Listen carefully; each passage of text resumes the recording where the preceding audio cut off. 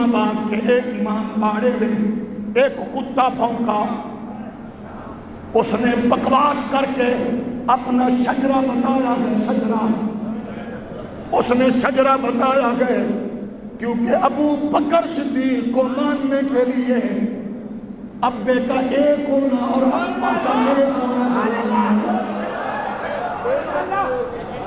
جس کی طبیعت خراب ہو منہ نیچے کرے، اور سنو، جو بغیرت انسان ابو بکر صدیق کو بھونکتا گئے، مجھے کوئی نہیں روک سکتا کہ میں بھونکنے والے کو کافر کہوں۔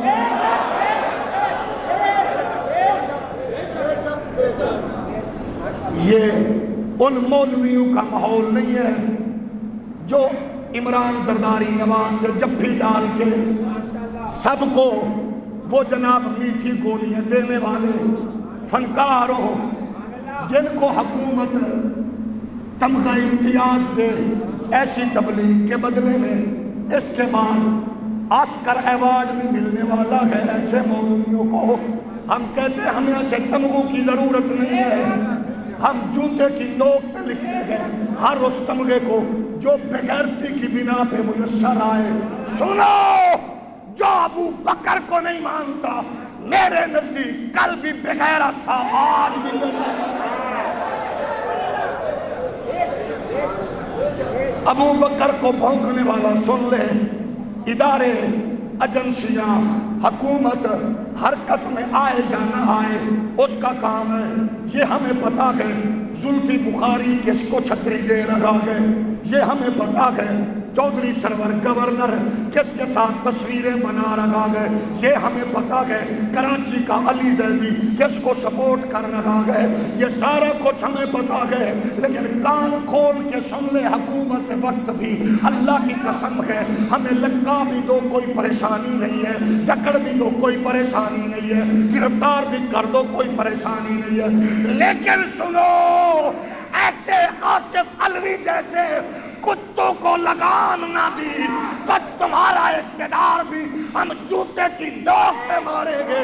جو صحابہ کا وفادار نہیں ہے میں اس کو کائنات کا بغیرت انسان سمجھتا ہوں۔ تم نے کیا سمجھا؟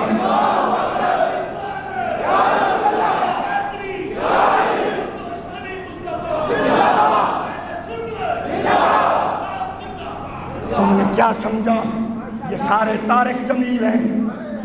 تم نے کیا سمجھا کہ یہ سارے مولوی طارق جمیل ہیں؟ ہم نہیں ہیں، ہم خادم حسین ہیں، غلام ابو بکر صدیق ہیں۔ فی الفور پکڑو، جہاں سے بھی وہ کتا ملے جس بل میں یہ گھسا ہے اس کو نکال کے سریعام سزا دو، تاکہ ہمیں پتا چلے عمران خان تیری حکومت کے وزیر بغیرتی کو فروغ نہیں دے رہے۔ ورنہ یاد رکھنا، اگر تو نے جانبداری کا مظاہرہ کیا تو پھر وہ وقت دور نہیں ہے جب تیرا گریبان ہوگا، ہمارا ہاتھ ہوگا، ہم پھر پکڑ کے پوچھیں گے۔ جب تو ابو بکر کا وفادار نہیں ہو سکتا، پاکستان کے کسی فرد کا بھی وفادار نہیں ہو سکتا۔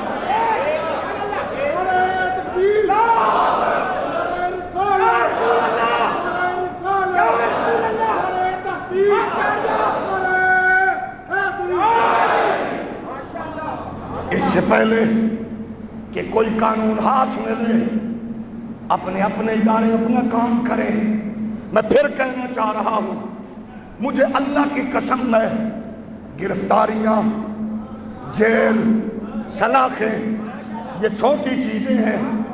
ابو بکر صدیق پر بھونکنے والا، اس کے لیے معافی ہے ہی نہیں، ہو ہی نہیں سکتی۔ ہر بندہ اپنی ذمہ داری ادا کرے، اور میں نے تو پہلے کہا تھا پورے ان کھٹمل لوگوں کو، اور معاملہ یہ نہیں ہے حکومت وقت، یہ سنو، اگر آصف علوی نکل گیا ہے، چھپ گیا ہے، تو پھر یہ بھی مسئلہ سنو، جب اس نے ابو بکر صدیق کو معاذ اللہ کافر کہا، اس امام باڑے میں جس بدبخت انسان نے اس کی یہ بکواس سن کر واہ واہ کی ہے، ان کو بھی گرفتار کرو، وہ بھی کافر ہیں۔ ساری زبان سخت ضرور ہے، لیکن کوئی حکومت مجھے تبلیغ کے سلے میں تمغہ امتیاز دے تو مجھے چوک پہ لٹکانا کہ میں نے حکومتوں کی فیور کی ہے۔